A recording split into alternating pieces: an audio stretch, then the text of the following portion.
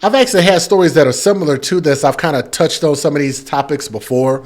So some of my points I'm going to reiterate, so I don't hope to shock anybody, but I do have to give you guys a disclaimer before we talk about this particular story and a little bit of the graphic detail that goes along with it. Some viewers may find the following content offensive and controversial. The information in this video comes from multiple sources, including court records, official police charges, news web articles, and interviews. This video commentary also contains my personal opinions about the facts of this story. The point is to use this story as a cautionary tale in hopes of preventing tragedies like these to children going forward. Viewer discretion is advised. That is your official disclaimer. And I feel like I need to give you guys even more warning than that. I don't know if I have any other warnings that I can give you guys. Do I? I think I do. Hold on. Let me try this one. Oh, nope. Already giving you that one. That's really about the best warning I can give you. It's going to be some graphic details, but this story coming out of Riverdale, Georgia, and I'm getting this story from fox5atlanta.com, so thank you for the article. The Clayton County Medical Examiner's Office has asked the Georgia Composite Medical Board to investigate the doctors and nurses connected to an alleged decapitation of a baby during childbirth.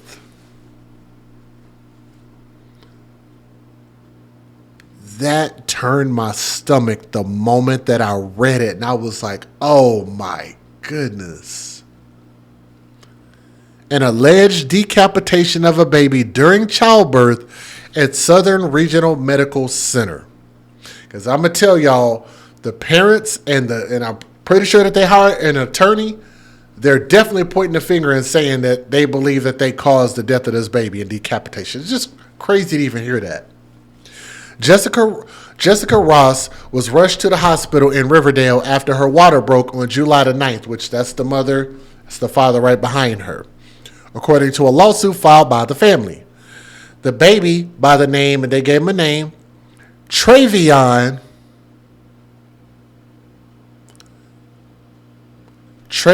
Isaiah Taylor Jr., reportedly became stuck due to shoulder dystocia. Let me see, how do you pronounce that word? I don't know that word. Dystocia. Difficult birth typically caused by a large or awkwardly positioned fetus, by smallness of the maternal pelvis, or by failure of the uterus and cervix to contract and expand normally. Want to make sure y'all catch that. The baby became stuck. Dr. Tracy St. Julian, let me see, that is her right there. Looks like a black woman. And I want y'all to remember that this is a black woman, right? Dr. Tracy St. Julian allegedly tried for hours to deliver the child vaginally. Shortly before midnight, the decision was made to perform a cesarean, a C-section, and the infant's body was delivered. The head was delivered vaginally. Wow, Jesus. The lawsuit claims that Dr. St. Julian did not tell Ross and her family about the decapitation when she spoke to them at approximately 5 a.m. on July the 10th. The lawsuit also claims the hospital discouraged Ross and the baby's father, Travion Taylor Sr., from seeking an autopsy, saying a free autopsy was not an option for them under the circumstances. Instead, they reportedly encouraged the couple to have their son cremated instead of being sent to the funeral home. When Ross and Taylor demanded to see and hold their child, the baby was reportedly tightly wrapped in a blanket with his head. This is sick, y'all. Just reading this just is incomprehensible. The baby was reportedly tightly wrapped in a blanket with his head propped on top of his body to conceal the fact that he was decapitated. The family was ultimately told about the decapitation by the funeral home, according to the family's lawyer. Willie A. Watkins Funeral Home also contacted Clayton County Medical Examiner's Office on July 13th.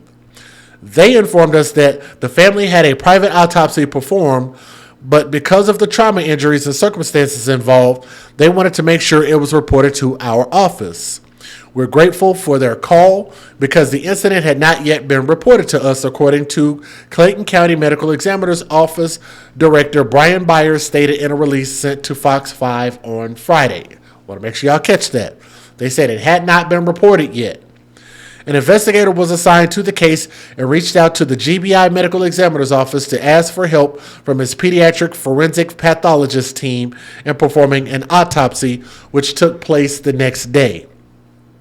After reviewing the preliminary results of the autopsy, investigators reached out to the state agencies overseeing the doctor and nurses who were on duty during the birth. We are currently in the process of notifying the Georgia Secretary of State Office Board of Nursing of the incident and will request that they investigate the nursing staff's role in this incident. The Clayton County Police Department also launched its own criminal investigation. This is a lot to read. I'm going to read this last part. Thursday, Southern Regional Medical Center released a statement saying the infant's death occurred in utero prior to delivery and decapitation. They also said that the doctor who delivered the baby, Dr. Tracy St. Julian, a black woman, is not and has never been an employee of the hospital. Well, why the hell would she be there then? Meanwhile, the Taylors are waiting for answers. That doesn't even make any... Man, let me give you guys the phrases. That doesn't even make any sense. Federal law allows citizens to reproduce, distribute, or exhibit portions of copyrighted motion pictures, videotapes, or video discs under certain circumstances without the authorization of the copyright holder. This is called fair use. It is allowed for purposes of criticism, news reporting, teaching, and parody, which doesn't infringe of copyright under 17 U.S.C. 107. I'm sorry, I am not the baby expert, and none of this makes any sense. If y'all know this better than me, and maybe if y'all have some theories, you could type it in the comment section or leave it in the live chat. Let me know what you guys think. I'm going to let y'all watch maybe 2 of these news videos. We're going to keep this real brief. And please hit that thumbs up to share the story. The latest chapter in a horrible, horrible story. For the first time, we're hearing from the funeral home director that blew the whistle after he received a decapitated baby from a Metro Atlanta hospital. Atlanta News First Patrick Quinn is live tonight south of Atlanta outside Watkins Funeral Home that's in Riverdale. And Patrick, the family and agencies across the county are thanking staff there for speaking up. Rick, the truth of the matter is, without Sylvania Watkins here, seeing this baby, noticing something was wrong, and speaking out, not only will a multi-agency investigation into this death may not be happening, but also the family might not know the truth around this young boy's death. I've seen almost everything, and I won't say that no more because this was something I had never seen. In mid-July, Sylvania Watkins at Willie A. Watkins Funeral Home in Riverdale received a baby's body from a nearby hospital. It didn't look right to have come from a hospital and not the coroner. He called the family and quickly realized. They didn't know. They did not know. The parents did not know the boy's true condition. His body was detached from his head. And seeing the pain and anguish as if like what really just happened, your heart goes out to them. It was then Watkins knew he had to alert authorities. His next call, the Clayton County Medical Examiner, who now has urged the Georgia Composite Medical Board and the Secretary of State's office to investigate 3 specific doctors and the nursing staff at Southern Regional Medical Center. The family has since filed a lawsuit against the hospital and medical staff involved in the birth. It was just horrible, despicable, terrifying. Kimberly Seals-Allers is a maternal health advocate and executive director of Earth, an app that turns Black and brown birth experiences into data to spark change. Here in Georgia, in 2022, state data shows Black infants are more than twice as likely to die during birth than white infants. Now that's where I want to pause it, and I'm going to go right back to this very stat here if I can get it to pause. Right here. Okay, now y'all heard me talk about this before. So I want you guys to take your feelings, if you have your feelings on your sleeve, peel them off and stick them in your back pocket if you got feelings about this. Just listen at the logic. What they're trying to say is that these doctors, the mortality rate as far as black babies compared to white babies, they're saying black babies die at a higher rate as far as giving childbirth. But I want y'all to think about this. This is a statistical fact that the United States of America has the highest mortality rate of children dying during childbirth than any nation on earth. Even your third world countries. Think about that. We have the highest. So that means that you would think that this type of thing happens way more often in the United States, let alone in Georgia. But let's also talk about this thing. And I've heard Tommy talk about this. Shout out to Tommy. But I always want to make sure and give credit where credit is due. Whether I know something or not, if I know I've heard it from somewhere before I actually publicly said it, I try to give credit, okay? When it comes to why this number would be that much more different, first of all, I want y'all to think about how many black people live in Georgia compared to whites. Georgia and Atlanta, in general, has a very high rate number of black people that live in that state. Okay? So the number of black people in Georgia is going to be much higher than other states, which could also affect that number. Another thing that could also affect that number and why there's a discrepancy is because of prenatal care. How many of you guys are familiar with that? Prenatal care is usually something that you have to pay for, you have to be aware of, and you have to engage in.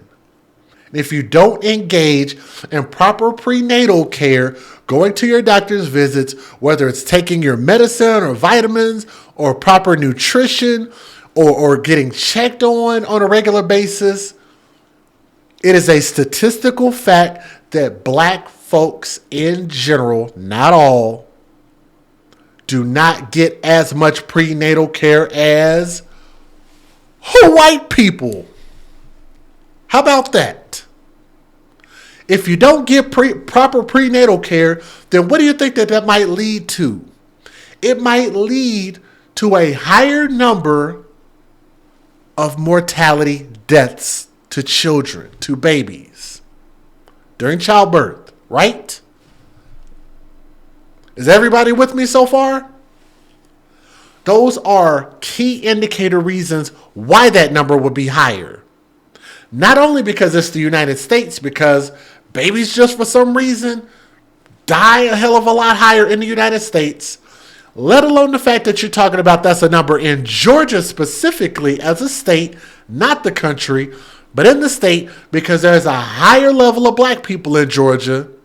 And on top of that, there's a higher level of black folks that don't get prenatal care. I'm not saying that applies to this couple, but what I am saying is since you're going to bring up a statistic, which I think is stupid as fuck, to sit there and make it seem like, oh, the system is racist against black people. That's what they're basically saying. How many of y'all caught that? Straighten up my smart glasses real quick. They're essentially trying to say that these hospitals and doctors are racist against black people and don't show black people as much love and care and respect as their white counterparts. But again, let me put this big ass picture on the screen. Now, this lady could very well be Caucasian, she could be Asian, she could be Malaysian, Chinese, she could be from Antarctica, hell, I don't know, she could be Australian. But if you ask me, and especially with her being in Georgia, I'm just assuming that this woman is probably black. Am I wrong for assuming that she's black? And if she's black, then you'd have to ask, since y'all believe that this system is racist, then why are black people treating themselves worse than they do white babies? Huh. Now, this would only make sense if you had a room full of white doctors, right? But guess what? Most of the jobs in Georgia are taken up by black folks. Why? Because it's mainly black folks there. That's why people move to Georgia that are black. Because they know, oh, it's a bunch of black people there. Therefore, it's going to be like Chocolate City all up and through that thing, right? Anybody hear me, or am I just spitting a whole lot of wind right now? So if they're going to use that and say that this is racist, then you'd have to ask, then why are black people treating themselves worse? You would think that if you have a higher concentration of black people in these hospitals, and allegedly this head doctor or whatever she has to do with this is a black woman, then why didn't this black woman treat this child with more love and care and respect and deliver this baby without issue? Even though that's something she might have no control over. See how stupid this argument is now? But I'm going to let y'all listen to the rest of this bullshit. I mean, this news video. During birth than white infants. When we see systemic issues like that, this is a cultural problem, and these are the things that need to be rooted out, not just at this particular facility, but out of healthcare providers who have grown to dehumanize us and our... Ma'am, and boy, and I gotta tell you, this is just one of those moments that I'm just not proud to be black. When you get somebody that can stand in front of a camera and say that black people are being dehumanized, but the people who you're claiming dehumanized you had black faces. How does that make any goddamn sense? Is it just me? Seals Aller says change in birthing rooms starts with speaking up. For Sylvania, initially speechless, he found his words. When you see wrong. Look at this. Every time you turn around, there's a black person. There's a black funeral home director. There's a black doctor, black nurses, black people getting pregnant and giving birth at black hospitals. And if something you can do to make it right to a certain degree, you got to speak up. You got to speak up. And in the latest statement from the hospital, the Southern Regional Medical Center, a spokesperson said, as our deepest sympathies remain with the family, Southern Regional Medical Center denies the allegations of wrongdoing in the complaint referencing the hospital. Now, Sylvania went on to tell me that they were. It was supposed to be a day of joy. July 9th, Jessica Ross went into labor, hoping to welcome her first child. Their dreams and hopes turned into a nightmare that was covered up by Southern Regional Medical Center. Look at all the representatives. Everybody that you see and everybody that's talking is black people. This is, man, but they're talking about systemic racism, even though it's black people that are representing every piece of the story. A lawsuit filed Wednesday morning alleges the baby got stuck during labor. And despite signs of distress, Dr. Tracy St. Julian continued to try and pull the baby out. The clear and obvious answer is to perform a C-section. This is what's done all the time.